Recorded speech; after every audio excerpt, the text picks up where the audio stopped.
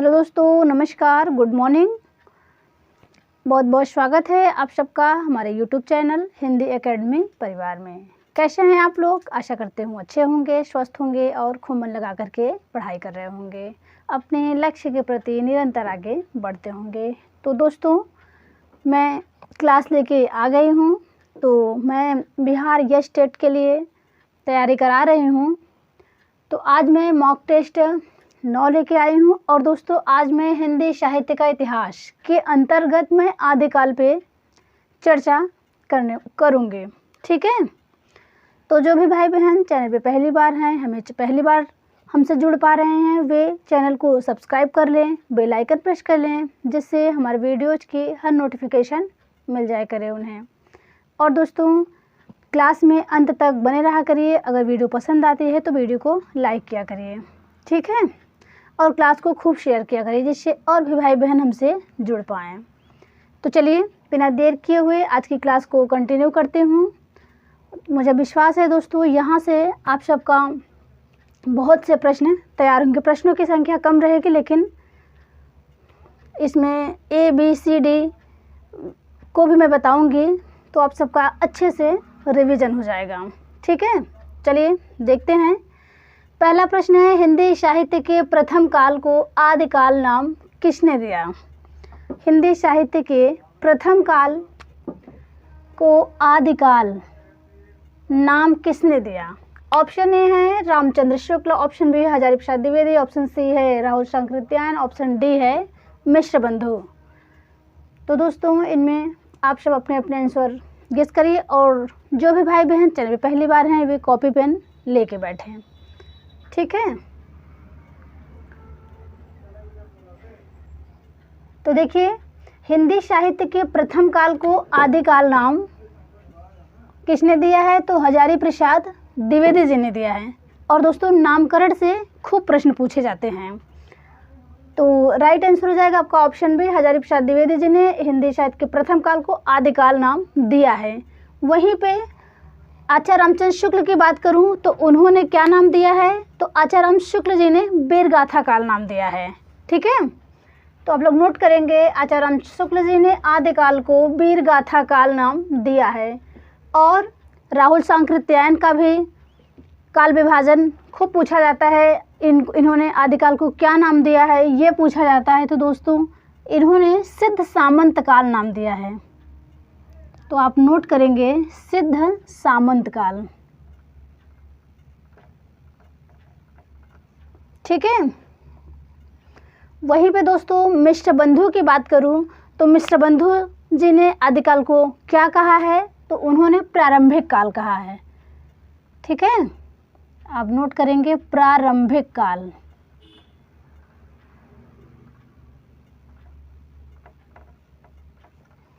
ठीक है, मिश्रबंधु ने प्रारंभिक काल नाम दिया है। आगे देखते हैं, प्रश्न 2 है, हिंदी साहित्य का इतिहास दर्शन ग्रंथ के लेखक हैं। हिंदी साहित्य का इतिहास दर्शन ग्रंथ के लेखक हैं। ऑप्शन ए है नलिन विलोचन शर्मा, ऑप्शन बी है हजारी प्रसाद द्विवेदी, ऑप्शन सी है रामकुमार वर्मा, ऑप्शन डी है लक्ष्मी सागर वार्ष्णेय। तो इसमें दोस्तों राइट आंसर आपका हो जाएगा हिंदी साहित्य का इतिहास दर्शन नलिन विलोचन शर्मा ने लिखा है। ठीक है, ऑप्शन बी की बात करें, हजारी प्रसाद द्विवेदी का जो इतिहास संबंधी ग्रंथ है दोस्तों खूब पूछा जाता है। हिंदी साहित्य की भूमिका, हिंदी साहित्य की भूमिका जो है 1940 में लिखी गई है। और हिंदी साहित्य उद्भव और विकास, हिंदी साहित्य उद्भव और विकास 1952 में लिखा गया है।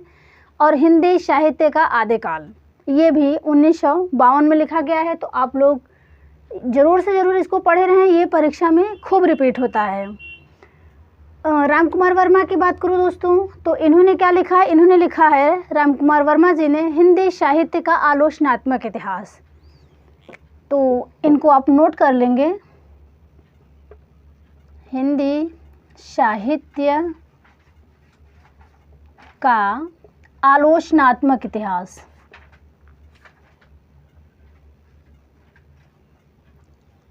आलोचनात्मक इतिहास, ये रामकुमार वर्मा का है। ठीक है।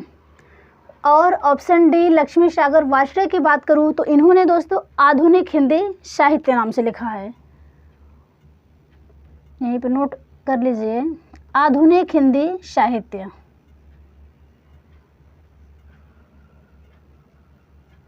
आधुनिक हिंदी साहित्य लक्ष्मी सागर वार्ष्णेय ने लिखा है। हिंदी साहित्य का आलोचनात्मक इतिहास राम कुमार वर्मा ने लिखा है। ठीक है। और हजारी प्रसाद द्विवेदी का हिंदी साहित्य की भूमिका, हिंदी साहित्य उद्भव और विकास, हिंदी साहित्य का आदिकाल। ठीक है। चलिए आगे बढ़ते हैं। प्रश्न 3 है, राहुल सांकृत्यायन ने हिंदी का प्रथम कवि किसे माना है? राहुल सांकृत्यायन ने हिंदी का प्रथम कवि किसे माना है? ऑप्शन ए है पुष्य को, ऑप्शन बी है सरहपाद को, ऑप्शन सी है शालिभद्र सूरि को, ऑप्शन डी है स्वयंभू को। तो इनमें आप सब अपने अपने आंसर लगाइए।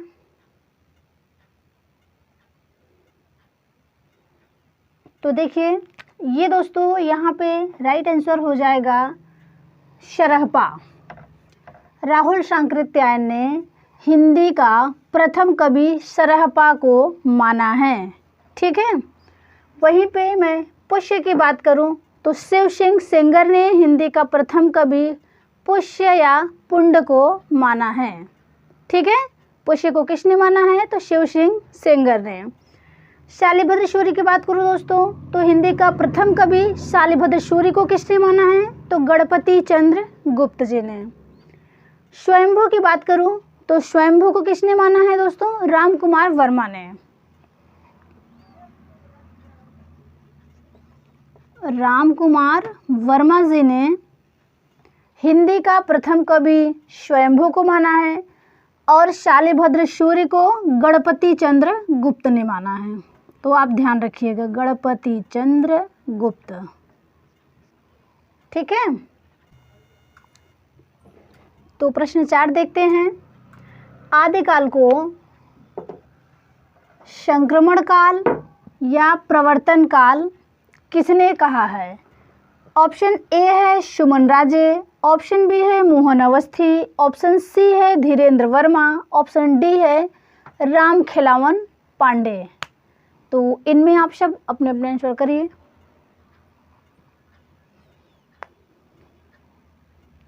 तो दोस्तों आदिकाल को संक्रमण काल या प्रवर्तन काल कहे हैं राम खिलावन पांडे।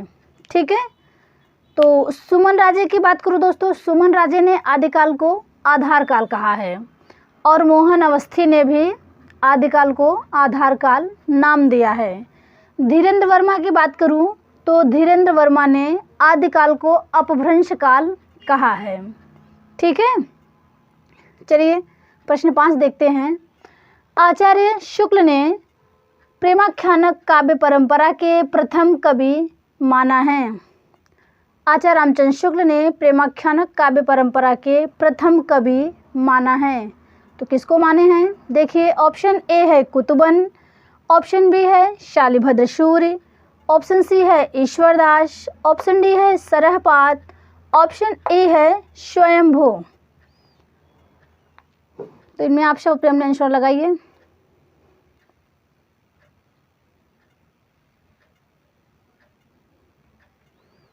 तो प्रश्न नंबर 5 में दोस्तों राइट आंसर हो जाएगा रामचंद्र शुक्ल जी ने प्रेमाख्यानक काव्य परंपरा के प्रथम कवि कुतुबन को माने हैं। ठीक है। और कुतुबन की रचना मृगावती है, ध्यान रखेंगे आप।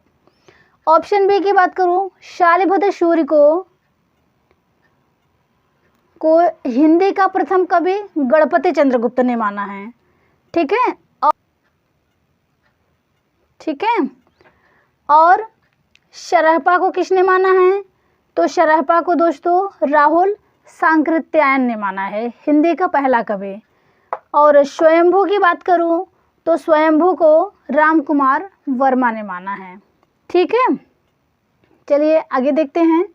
प्रश्न 6 है, इनमें संपादित ग्रंथ नहीं है। इनमें संपादित ग्रंथ नहीं है ऑप्शन ए है बौद्ध गानो दोहा, ऑप्शन बी है दोहा कोश, ऑप्शन सी है गोरखबानी, ऑप्शन डी है हिंदी काव्य धारा, ऑप्शन ई है भाषा काव्य संग्रह।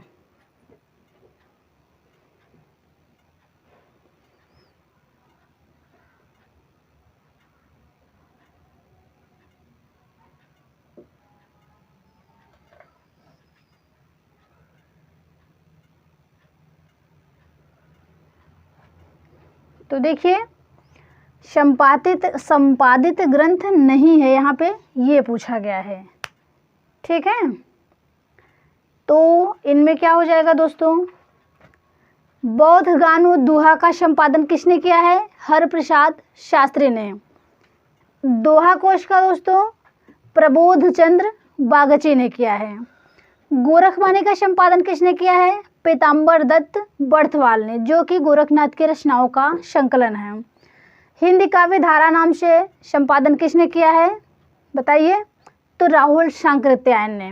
ठीक है, वहीं पे भाषा काव्य संग्रह की बात करूं तो ये संपादित रचना नहीं है, यही आपका राइट आंसर है। तो भाषा काव्य संग्रह दोस्तों ये महेश दत्त शुक्ल की रचना है, महेश दत्त शुक्ल। ये संपादित ग्रंथ नहीं है। ठीक है, एक बार फिर सुनेंगे, बौद्ध गानो दोहा हरिप्रसाद शास्त्री ने, दोहा कोश प्रबोध चंद्र बागची ने, गोरखबानी नाम से पीताम्बर दत्त बर्थवाल ने किया था, हिंदी काव्य धारा राहुल सांकृत्यायन ने। चलिए प्रश्न 7 देखते हैं। निम्न में व्याकरण ग्रंथ है, निम्न में व्याकरण ग्रंथ है, राउलवेल है, उक्ति व्यक्ति प्रकरण है, वर्ण रत्नाकर है, कुवलय माला है।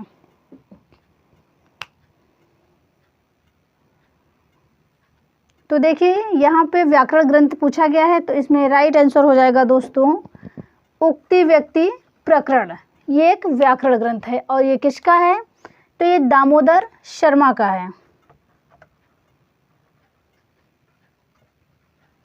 ठीक है, उक्ति व्यक्ति प्रकरण दामोदर शर्मा का है। वहीं पे दोस्तों राउलवेल की बात करूं तो राउलवेल जो है ये रोडा कवि के है और ये एक शिलांकृत कृति है। राउलवेल एक शिलांकृत कृति है और एक चंपू काव्य है। चंपू काव्य दोस्तों ये गद्य पद्य मिश्रित। ठीक है, और राउलवेल की एक खास बात और है, इसमें कलचुरी वंश की 7 नायिकाओं का वर्णन है। ठीक है, वर्ण रत्नाकर की बात करूँ दोस्तों तो वर्ण रत्नाकर मैथिली में लिखा गया है और किसने लिखा है, ये ज्योतिरेश्वर ठाकुर ने लिखा है।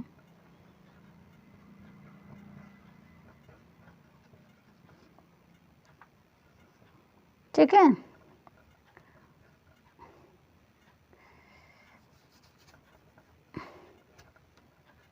ज्योतिरेश्वर ठाकुर ने लिखा है मैथिली में। और कुवलय माला की बात करूं तो कुवलय माला को उद्योतन सूर्य ने लिखा है। ठीक है, उद्योतन सूर्य ने लिखा है। तो चलिए स्क्रीनशॉट ले लीजिए, फिर आगे बढ़ें।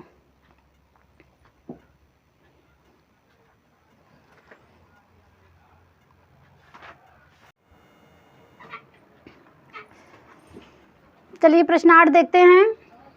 ग्रियर्सन कृत the modern vernacular literature of northern Hindustan का हिंदी अनुवाद किसने किया है। फिर सुनेंगे एक बार। ग्रियर्सन कृत the modern vernacular literature of northern Hindustan का हिंदी अनुवाद किसने किया। ऑप्शन ए है किशोरीलाल गुप्त ने, ऑप्शन बी है डॉक्टर लक्ष्मी सागर वार्ष्णेय ने, ऑप्शन सी है पदुमलाल पुन्नालाल बख्शी, ऑप्शन डी है जेशुआ कैटलर ने। तो यहाँ पे अपने आंसर लगाइए। तो देखिए ग्रियर्सन की जो रचना है the modern vernacular literature of northern Hindustan का अनुवाद किशोरीलाल गुप्त जी ने किया था। ठीक है, किशोरीलाल गुप्त ने किया था। कब किया था, 1957 ईस्वी में किया था दोस्तों। वहीं पे लक्ष्मी सागर वार्ष्णेय की बात करूं तो इन्होंने गारशा दत्ताशी का जो इतिहास ग्रंथ है इस्तवार द ला लिटरेच्योर हिंदुस्तानी का अनुवाद इन्होंने किया था और 1952 ईस्वी में। ठीक है। और पद्मलाल पुन्नालाल बख्शी की एक रचना है हिंदी साहित्य विमर्श, ये खूब पूछी जाती है, हिंदी साहित्य विमर्श। और जोशुआ केटलर जी जो हैं ये हिंदी के प्रथम व्याकरण के लेखक हैं। ठीक है। इन्होंने हिंदी का प्रथम व्याकरण हिंदुस्तानी ग्रामर नाम से लिखे थे। ठीक है, हिंदुस्तानी ग्रामर।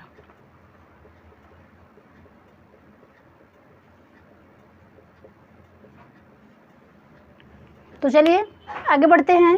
प्रश्नों देखिए, वो प्रश्न आ भी गया, हिंदी का प्रथम व्याकरण ग्रंथ है। ऑप्शन ए है a history of Hindi literature, option B है हिंदी शब्दानुशासन, ऑप्शन सी है हिंदी व्याकरण, ऑप्शन डी है हिंदुस्तानी ग्रामर। तो अभी हमने पहले बताया हिंदी का प्रथम व्याकरण दोस्तों हिंदुस्तानी ग्रामर है और किसने लिखा है, तो जोशुआ केटलर ने लिखा है। ठीक है।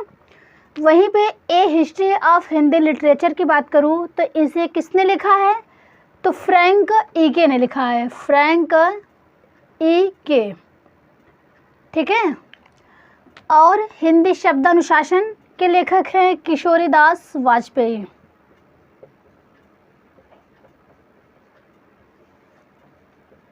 किशोरीदास वाजपेयी जी ने लिखा है। और दोस्तों हिंदी व्याकरण कामता प्रसाद गुरु ने लिखा है, कामता प्रसाद गुरु। ठीक है। प्रश्न 10 देखते हैं। आचार्य रामचंद्र शुक्ल द्वारा रचित हिंदी साहित्य का इतिहास का प्रकाशन वर्ष है 1917 है, 1918 है, 1929 है, 1920 है। तो यहाँ पे राइट आंसर हो जाएगा 1929 दोस्तों। ठीक है। प्रश्न 11 देखते हैं। मिश्र बंधुओं में शामिल कवि नहीं है, तो आपको बताना है वे कौन से कवि हैं जो मिश्र बंधु में शामिल नहीं हैं।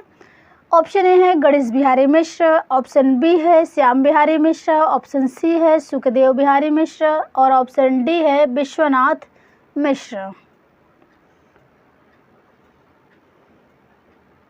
तो यहाँ पे आपको नहीं शब्द ध्यान देना है। अब ये कौन है दोस्तों, तो राइट आंसर ऑप्शन डी है, विश्वनाथ मिश्र नहीं है। प्रश्न 12 देखते हैं। हिंदी साहित्य के प्रथम काल को वीर काल किसने कहा, हिंदी साहित्य के प्रथम काल को वीर काल किसने कहा। ऑप्शन ए है विश्वनाथ प्रसाद मिश्र, ऑप्शन बी है जॉर्ज ग्रियर्सन, ऑप्शन सी है महावीर प्रसाद द्विवेदी, ऑप्शन डी है राम कुमार वर्मा।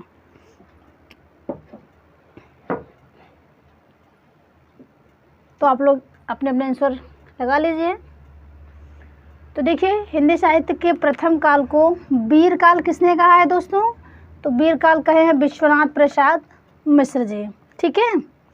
वहीं पे जॉर्ज ग्रियर्सन ने क्या नाम दिया है आदिकाल को, तो जॉर्ज ग्रियर्सन ने चारण काल कहा है। ठीक है।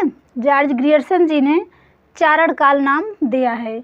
वहीं पे महावीर प्रसाद द्विवेदी की बात करूं और ये सरस्वती पत्रिका के यशस्वी संपादक है दोस्तों और इन्हीं के नाम पे द्विवेदी युग नाम पड़ा है। ये भी तथ्य जानते रहिए, खूब पूछा जाता है। तो इन्होंने दोस्तों नाम दिया है आदिकाल को बीज वपन काल।